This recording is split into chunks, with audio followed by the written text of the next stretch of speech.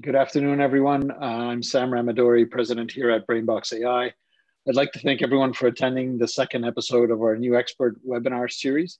We hope you enjoy it. Our discussion today will last 30 minutes and we'll have about 15 minutes for a question and answer period at the end of our exchange. For any questions you might have, please send them through the chat. We invite you to use the chat to write the questions. We also encourage you to switch your view to speaker view rather than gallery view for the best listening experience. You can do so by clicking on the top right-hand corner. Lastly, this webinar will be recorded and sent to you tomorrow via email. If you happen to have to drop off, you can finish up viewing it that way. So I'd like to introduce you to today's expert guest. Dr. Bob Willard is a leading expert on quantifying the business value of sustainability strategies, something that's very top of mind today. He's given over 1,300 presentations, has authored 6 books, and provides extensive resources on sustainability champions. He's an award-winning certified B Corp, certified sustainability professional, and has a PhD in sustainability from the University of Toronto. He's been on the topic, let's say, for I think a couple of decades now. I think way ahead of the time relative to how the topic has become a crucial element today for all companies and leaders and politicians, various civic organizations. It's a topic we can no longer ignore on a broad or mass basis. So thank you for joining us, Dr. Bob, Dr. Willard, or should I just say Bob? Bob would be better. Perfect, thank you. So just to get started today, obviously we're living a very difficult moment. We thought we had one major global crisis to deal with, or at least a handful, and then we get thrown another one out of left field. At the same time, there are various sources saying that we're below 8 years or something like 7 years, 101 days left before we use up our carbon budget. Everyone's got their different counter going. And now we're going to start seeing hundreds of thousands of people around the world that potentially are going to be being impacted by the COVID-19 virus. So what's your feeling on whether the COVID-19 measures should take precedence over sustainability initiatives in real estate or sustainability in general? Yeah, it's a great question. And certainly the COVID one is much more top of mind for a lot of people, understandably, than climate changes these days. They're both global crises. And although we're pretty good dealing with crises that are more immediate to us, global crises are requiring us to look at things through a different lens. They're both happening, even though the climate change one is more gradual. We're not waiting the 7 years for it to happen. It's happening now. It's just going to get a lot worse if we don't stop contributing to the greenhouse gas buildup in the atmosphere. So we're having to deal with 2 crises at the same time. The good news is we can do that as human beings, where we can handle more than one thing at the same time. And the second thing is that some of the things that we're doing to address one also help us address the other. So they're not mutually exclusive. You can work on both of them at the same time and take advantage of some measures which require us to do some things which are going to be useful for both issues. The feeling that COVID is taking over from climate change as a dominant issue is understandable, because we're much better as a human race dealing with things that are right in front of us than things that are somewhere off in the horizon.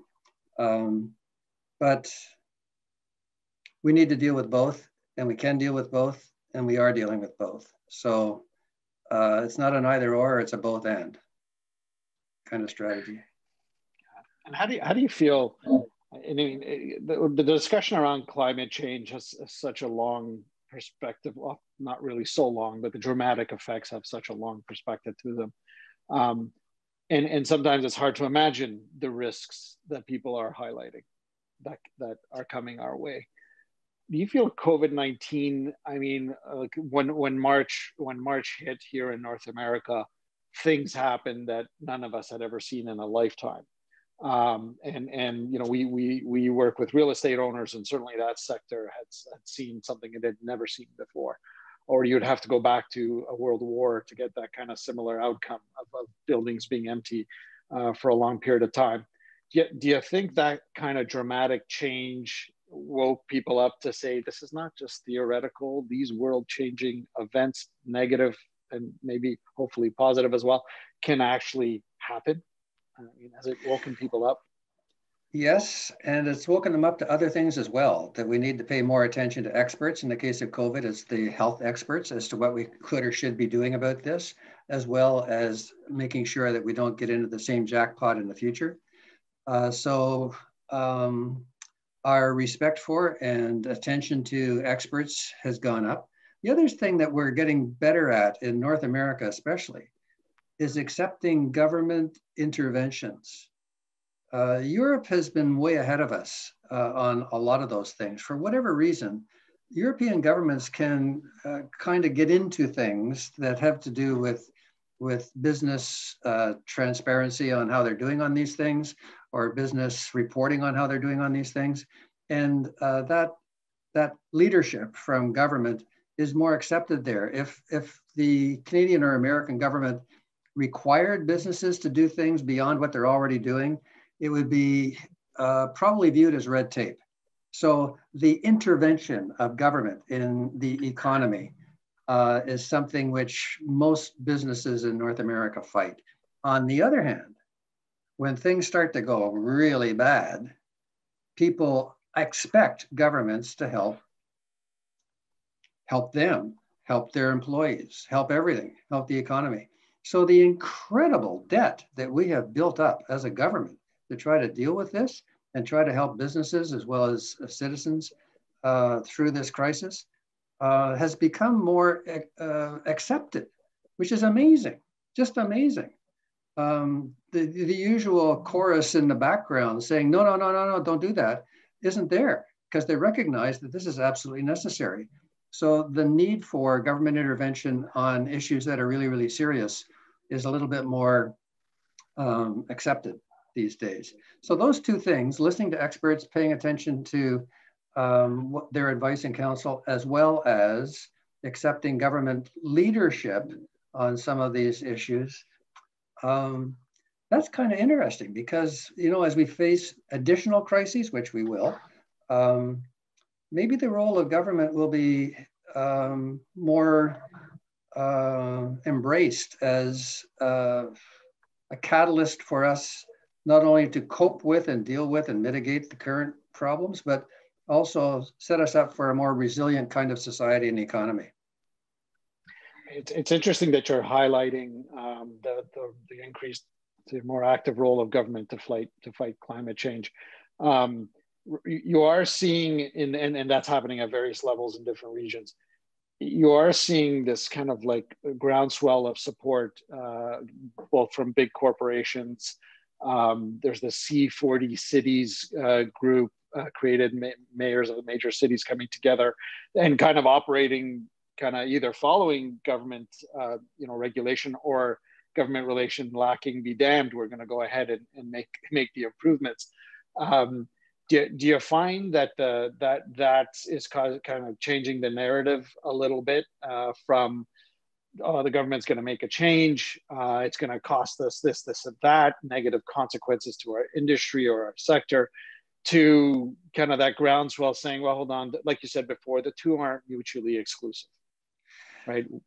Yeah, and it's interesting that the motivations behind business taking a more leadership role on some of these issues, especially on climate change, are business motivations. They're not doing it to save the world. They're doing it because they understand that something like climate change is a real threat to their existence, to their resilience. And in some sectors, it could be an existential threat to the company. So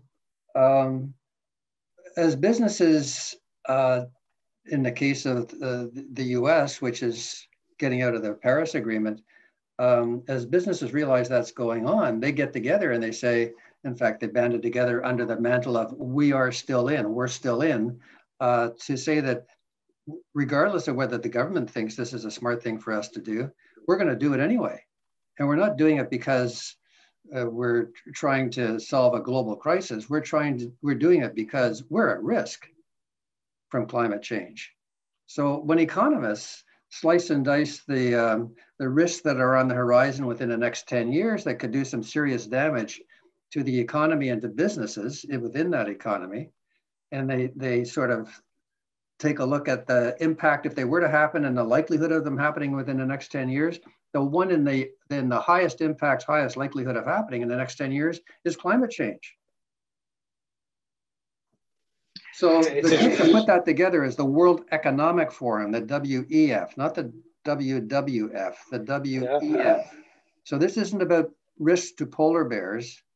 This is about risks to businesses. And when we start understanding the threat to businesses from some of these things that we always consider to be externalities, someone else's problem, you start to realize that these things become much more relevant and worthy of attention by the boards and C-suites of big companies.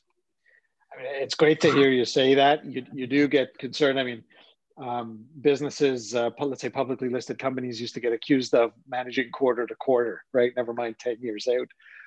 What I guess personally myself, I love to see is, one of the largest or the largest asset manager in the world, BlackRock, stepping up and saying, sustainability is a criteria, and we're removing ourselves from specific sectors of the economy, and we'll be judging companies on that. I mean, once you start seeing that movement, I mean, that starts to get exciting because the motivations start being aligned beyond just a quarter to quarter improvement. Question, I mean, you've spent a lot of time talking to business leaders, boards, government agencies, independent agencies, but just on the business side, without naming names or anything like that, what have you seen on the good and the bad in terms of how business leaders today are reacting or changing their reactions to this issue? Well, there are companies that are being celebrated as being spokespeople for the issues and the importance of businesses becoming more proactive on these things rather than waiting for governments to bail them out on these things.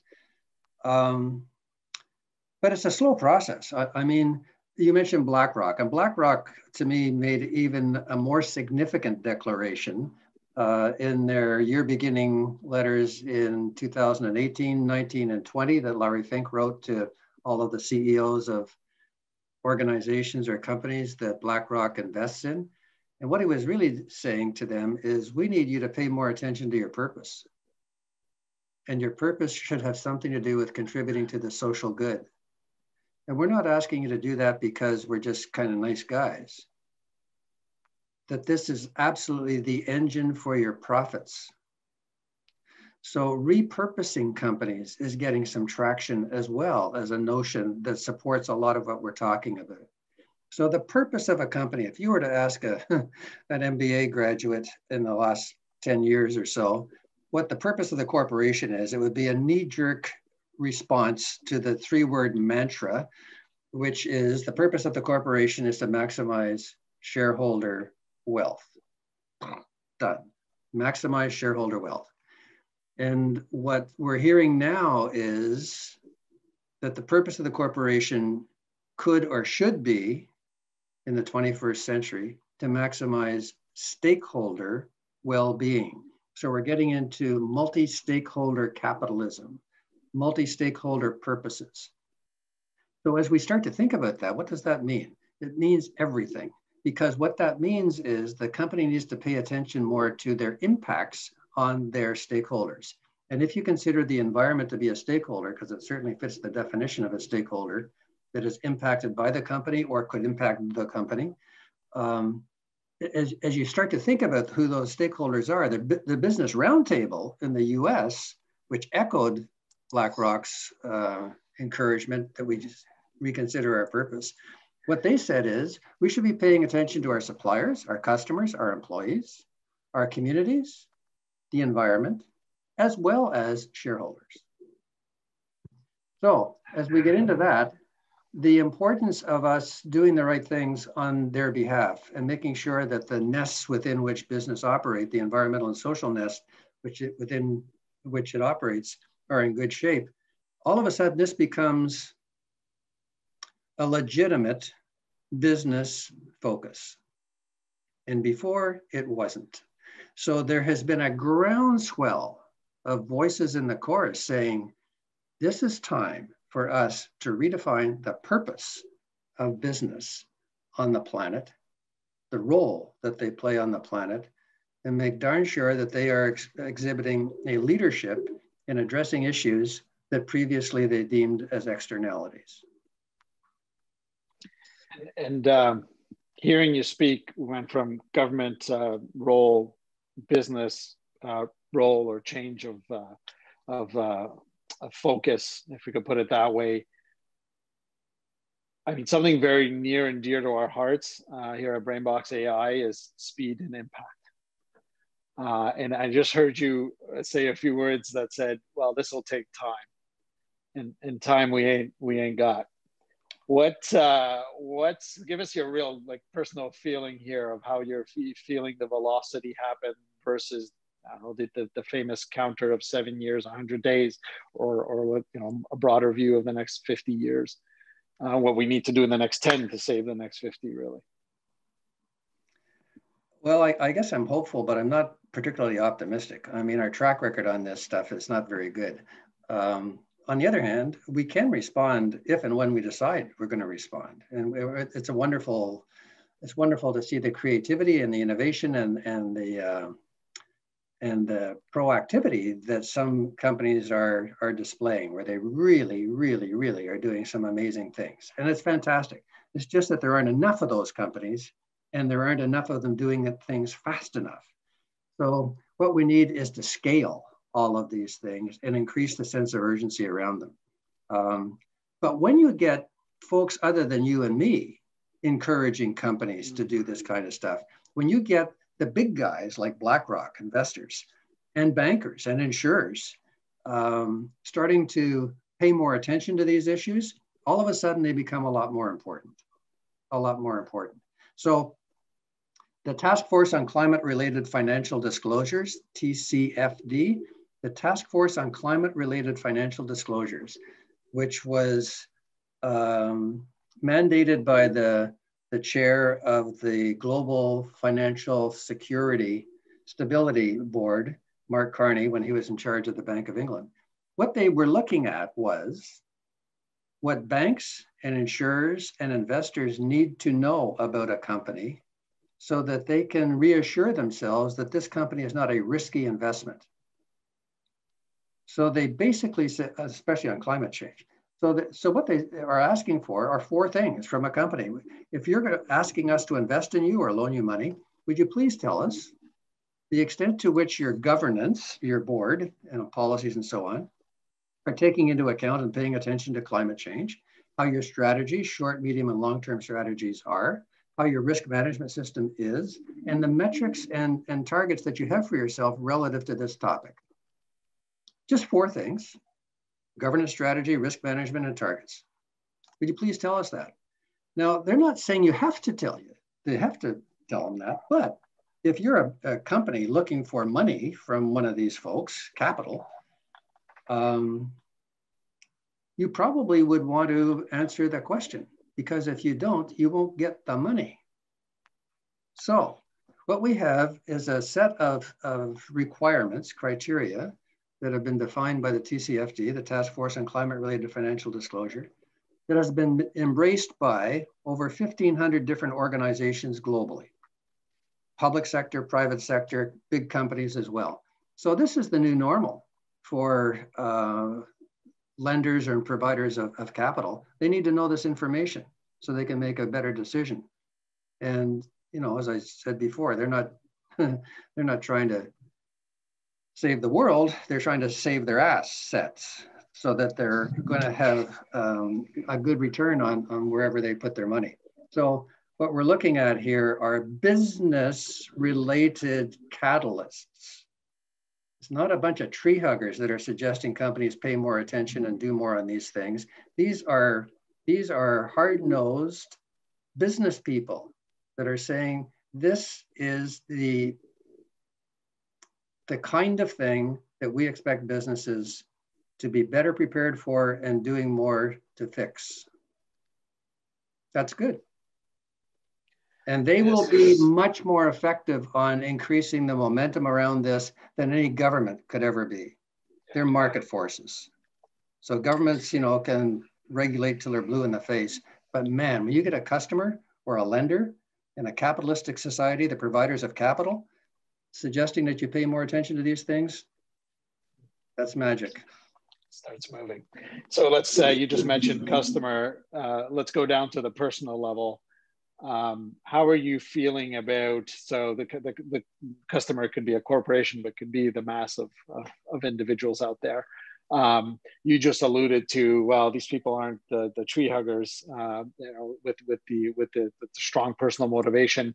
I'm wondering how you're feeling. What are you seeing with regards to, let's call it, the average middle of the masses, who consider myself in that bucket. I drive a car, runs on fuel. I haven't got solar panels on my roof just yet. How are you feeling about the movement at that level and the pressure, hopefully, that's mounting to the companies and the governments above? Yeah, it's slow. The big guys, of course, get a lot more attention than the smaller guys in the business community. So the large companies, especially publicly traded companies, are under the microscope and get a lot of rating and ranking and attention. But the small and medium-sized enterprises, which, as you know, in Canada, 99.8% of the companies in Canada are small and medium-sized enterprises, 500 employees or less. If you drop that down to 100 employees or less, it's 98.2.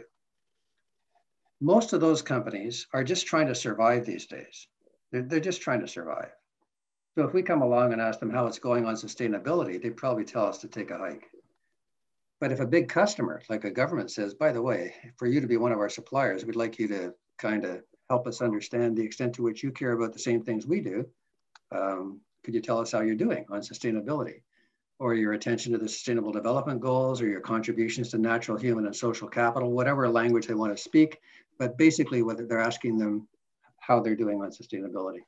So if we want to engage those folks, we need to have better tools, we need to have better solutions for them.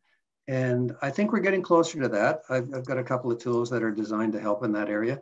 And they're free, they're open source tools. So I think we're getting to the point that we're not only paying attention to the big guys, but we're also helping some of the smaller and medium-sized businesses to do things that are going to help both environmental and social issues, as well as employee-related issues, and also help themselves.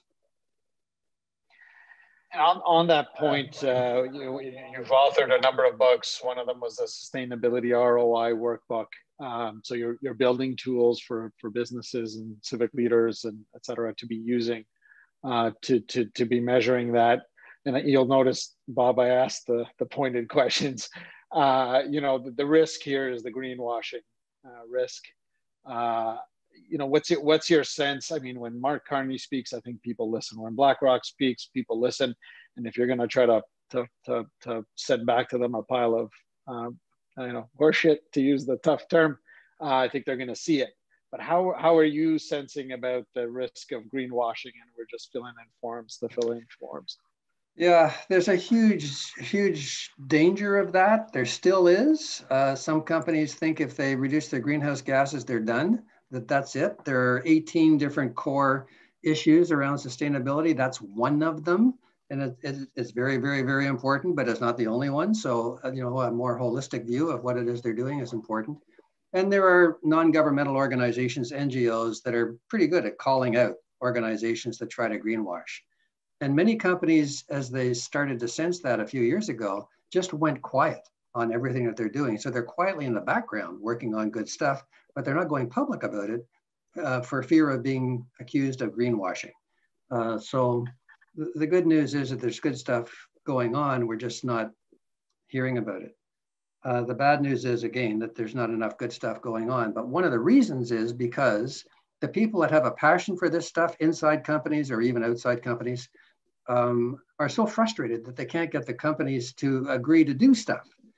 And of course they can't, because they can't talk to chief financial officers or the finance folks in their language, which is to help them understand that this is a good business proposition. It's a good investment of the company's money in improving something like the living and working attributes of the workplace that their employees are in. So that gets into green buildings and all of those kinds of things and so on. But if you're going to justify a retrofit for green building, you got to talk the CFO's language and frame it in payback period and net present value and all of that kind of stuff that they're comfortable with. And that's what that tool helps them do. So it helps prevent greenwashing, rhetoric as opposed to hard numbers. Then it puts some numbers on the rhetoric so that they can make a better informed decision. But you know, the motivation for doing that is that what they're trying to do is create a better, in the case of a retrofit, a better working environment for their employees so they can be more productive, not just happier, but more productive, more engaged. And there's lots of evidence that that's actually the biggest benefit of a green building, not just energy efficiency and so on, but the working environment that helps them be more productive, more daylight, fresher air. And some of those things, especially in a COVID situation, are even more important than they used to be. Yeah, and I like we were at BrainBox today. We're a team of 75 of super engaged people, and we're excited by the fact that what we've created is exactly a solution that presents an exceptionally high ROI. We're speaking the customer, the buyer's language, and for that we are super excited. I do personally get worried when I look at the the brilliant minds that are focused on this issue. Let's throw out Bill Gates and his organizations out there. You know, one thing I've noticed that in the last, I don't know, 3 or 4 years, it's gone from we need to do this to reduce carbon emissions to we might be too late. Let's start thinking about carbon capture and storage or whatnot. And when you see that happening, you get a little bit concerned because clearly they're seeing something and they're very close to it. What's your thoughts on that? Well, carbon capture and storage is a good idea if you can actually do it. So there have been lots of pilots that have been funded by governments to try to help organizations, not just fossil fuel companies, but others, capture and store permanently their carbon emissions. Unfortunately, we're not having as much success with that technology as we'd like. So it doesn't give us a pass on this. We can't do enough of that to avoid the problem. There are other organizations that are using technology to extract greenhouse gases from the atmosphere. And hopefully they do something useful with them other than store them underground. So there are those technologies as well. So technologies can help. But they're not the answer. The technology really needs to help us avoid the emissions in the first place, and that's called clean energy, green energy, sustainable energy, and renewable energy. So you were mentioning before how the challenge that we all have. I use bullfrog power, so I'm using renewable energy for both electricity as well as natural gas. I drive an electric car, which is recharged by bullfrog power. So as we try to walk the talk on this stuff, the doability of it becomes more evident. Once you decide to do it, you can do it. It may cost a little bit extra, but the benefits are there to offset that. So the biggest decision that we're trying to get companies to make is to decide to do it. Once you decide to do it, magic happens. It's a decision. There's a little company called Veriform in Cambridge, Ontario, which decided to reduce its greenhouse gases and its use of energy in 2005. And for the next 3 years, they did 42 projects just on energy, reducing energy. And their profits went up by 76%. Just by reducing energy. Was it good for the business? Yes. Was it good for the environment? Yes. So it's not either or, it's both. And the guy that is in charge, Paul Rack, is still working on it. He's over 100 projects now that are associated with this. And he's gone from energy to waste and water and so on, and things that are important to his employees in the community. So it's a more holistic point. But he started with something that was really, really important to him because he was concerned about his daughter's future. She was born in 2005, and he was worried about climate change and decided to do his bit. So once you decide, it's amazing. It's amazing what you can do. Yeah, I mean, look, we are certainly didn't mean to imply we're right in the middle of BrainBox AI of presenting solutions to building owners that have such a low install cost, such a rapid payback. We're talking, we measure it in weeks, not years, and a dramatic impact on energy consumption. And we put money in the pocket of the building owners and the tenants. So for us, we are exceptionally excited by that and running 100 miles an hour. My question becomes, as we're looking out, we want everyone to get more and more engaged, groundswell level, governments, businesses. We've closed our eyes a bit too long. We're seeing what's happening. How do we make sure that if we have to fire by two guns, because I agree, the first gun is reduce what we're doing today, fix what we're doing today. But I fear we might be at a point where we have to also start paying attention to how do we catch up on our being late. I mean, is that fair, or do you think there's still hope on the reduce side? Yeah, I think we need to be smarter on engaging so-called market forces rather than government regulations to be able to move the ball faster in the business community. Once a company realizes that they have to do something for whatever reason, they'll figure out how to do it, but they need to have the why. And the why is partly from investors and insurers and bankers. That's what we talked about before. And the other why is that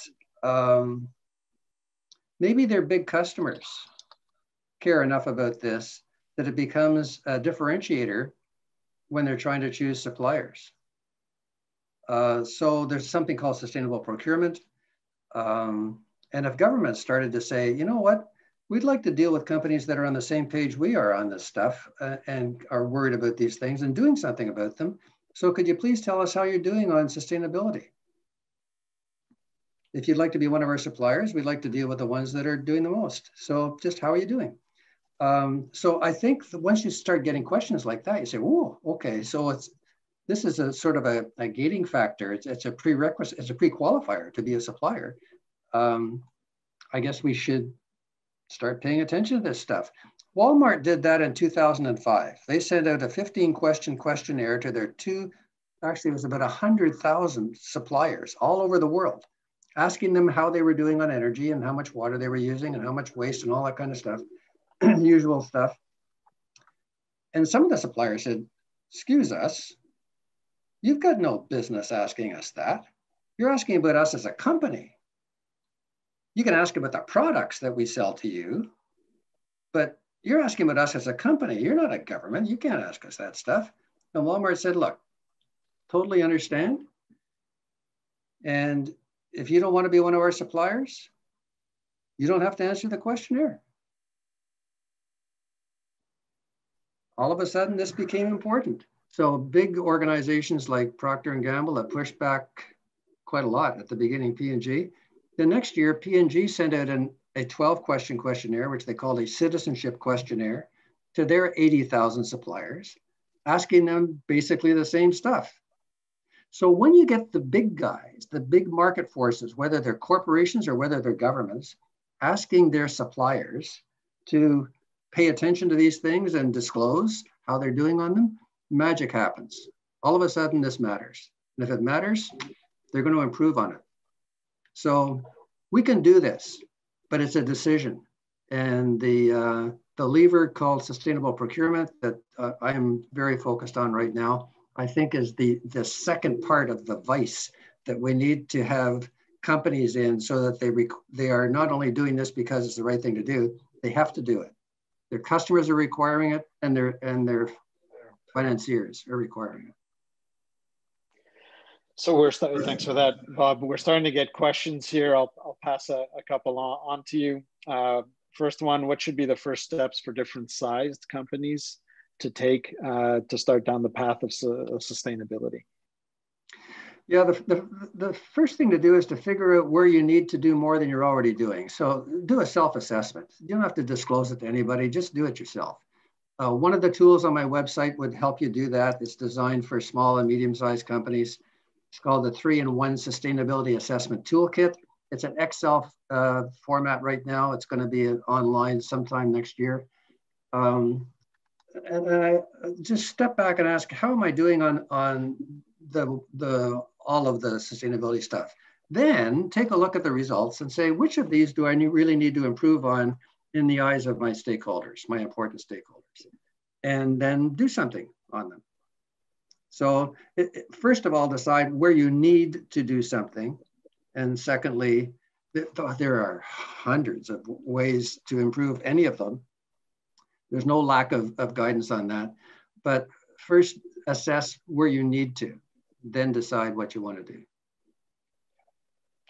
And in terms of next question here, you mentioned some business metrics. What are some of those examples that someone should be looking at with regards to movement towards sustainability? Okay, so there are 18 core things that any business should pay attention to.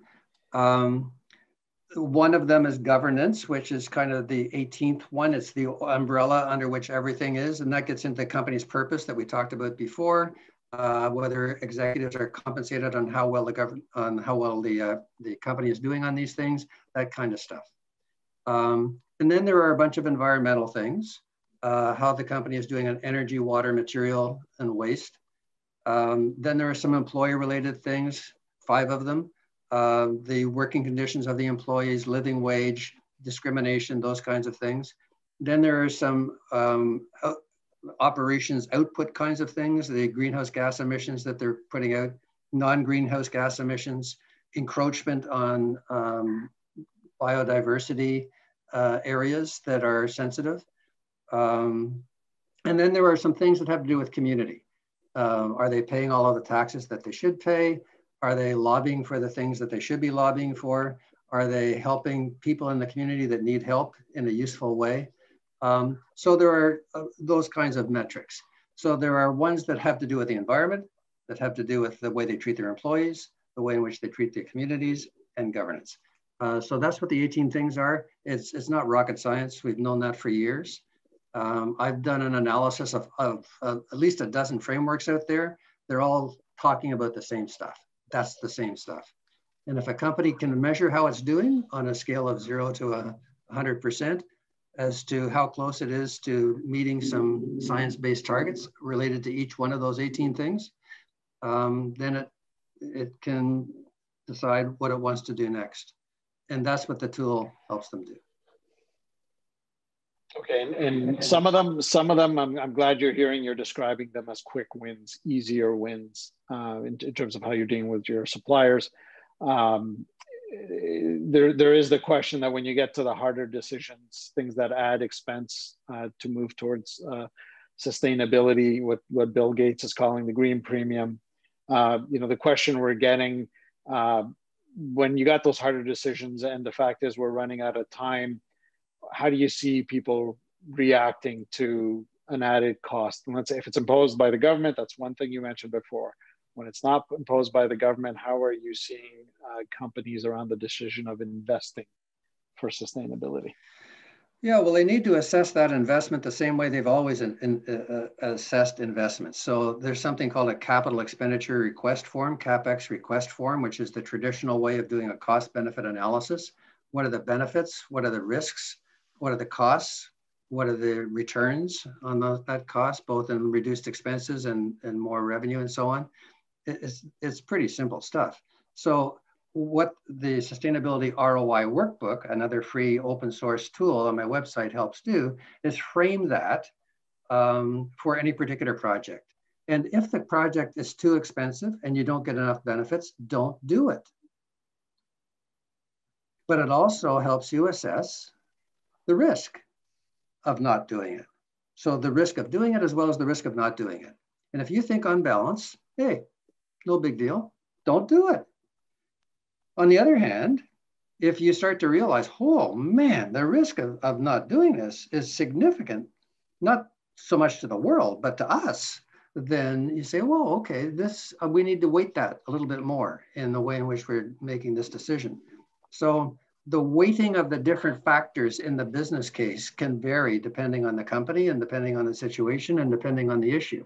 But companies need to take their traditional multi-criteria decision-making approaches and apply them to these kinds of things. We know how to do that. The CFO Leadership Network in the UK has given us lots of guidance on how to do that. And the toolkit that I'm referring to takes all of their advice and puts it into an Excel spreadsheet. So you think, I mean, it's all hovering around that question around that risk premium, the assessment of that risk. Again, what Bill Gates is using, the green premium. Mark Carney's push towards further disclosure is all about allowing someone else to assess that risk. You're feeling today, I mean, when you say just don't do it, I mean, that's a very kind of realistic, approach. If they really don't think that this is a good thing for the business, then if they said yes to it, it'll never happen. Other things will get in the way. So why bother? Why piss off a whole bunch of good people in your company saying we're going to do this and then not do it? So don't do it. On the other hand, you need to understand that if your competitors decide to do it, you could get run over by them. And if you don't think that's a big enough risk, don't do it. So all I'm saying is this is a business decision. This is a business decision. Treat it like a business decision. And if you don't think these other factors that we're talking about are important enough in your particular situation to warrant doing something that you're not already doing, fine, go under. I love the earnest feedback here. I think we have to start pushing the envelope, start shaking the tree with straightforward conversations like this with our businesses, our leaders, political and otherwise. It's kind of feels like the time for niceness is over. So very much appreciate this kind of direct feedback and taking into account the realities of a business, right? Just to build on that risk factor, the risk is the biggest motivator in the business community. There are three different motivators: opportunity, capture opportunities, avoid risks, and the other one is fulfill your purpose, which is getting more press. We talked about that as well. Those are the three. So the first business case I put together was on if a company did all of the best practices out there, how good would it be from a bottom line perspective? And I showed that it could make 51 to 81% more profit, but if it decided to take a pass on it, its profit could be jeopardized by 16 to 32%. So you're saying jeopardized? Yeah, because if you don't do it and your competitors do, you could be in trouble. So it helps them size both parts of it so they can make a better informed decision. Yeah, and then like we said before, it helps when the pressure starts cascading down from the capital providers down to the major buyers and then down to the thousands of suppliers down the chain. Yeah, if you don't mind your cost of capital going up, go for it, Go nuts. Okay, this is great. Again, I appreciate the open and earnest discussion. The time has come for that. I think we're done the questions here. Do you have any last words for our audience? No, I just think it's a very, very exciting time. It's a very stressful time, but it's a very exciting time. All bets are off on how we've done things before. And we've got an opportunity to innovate our way out of these jackpots, to set ourselves up for a much more resilient, flourishing kind of economy as well as society. And business has an opportunity to take a leadership role. And I think that would be a sad opportunity to miss. I think we can shape the new economy in a way that works for everybody if we're smart and if we decide to do it. And I think the time is right for that to happen. Perfect. So look, I'll take this opportunity to thank you on behalf of the entire BrainBox team for attending our second episode of the expert webinar panel series. We are excited by the opportunities to move towards sustainability in a way that's easy to digest for the business world, and having these kinds of discussions and getting that message out is for us super important. And obviously for you, you've dedicated a number of decades to this effort. So on behalf of BrainBox, A, we'd like to thank you for making the time today, but B, thank you for choosing as a life passion to push this important topic forward. Thanks for the opportunity, Sam. Okay, thank you. Speak soon. Take care. Take care. Thank you all for attending. We look forward to having you at the next webinar expert panel series. Take care.